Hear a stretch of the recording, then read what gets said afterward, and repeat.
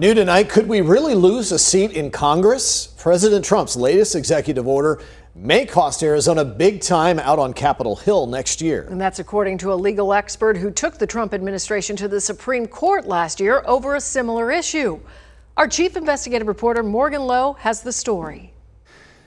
President Trump wants to prevent the Census Bureau from counting undocumented immigrants when it decides whether states gain or lose seats in Congress next year. Families, it was extraordinary. But aside from being an election year and a pandemic year, this is also a census year.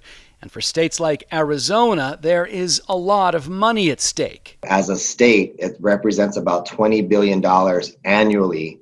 Albert Santana is the census director for the city of Phoenix. And for a city like Phoenix, which has been the fastest growing city in the country year over year, we have to make sure we get this count right because it really provides the baseline for the resources we'll have all the way through 2030.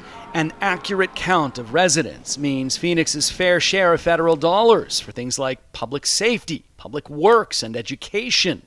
Last year, President Trump lost a legal battle at the Supreme Court over including a citizenship question in the census.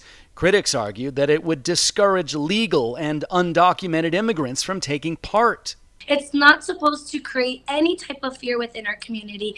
Today, Trump ordered the census to exclude undocumented immigrants from the formula used to add or subtract members of Congress. For fast-growing southwestern states like Arizona, that could mean losing a seat the state would otherwise gain. Losing a person in Congress, it's very clear, the social science is very clear that your state gets less resources if you have less Congress people.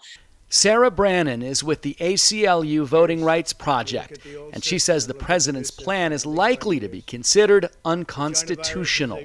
The Constitution is very clear that the census should count every person in the United States.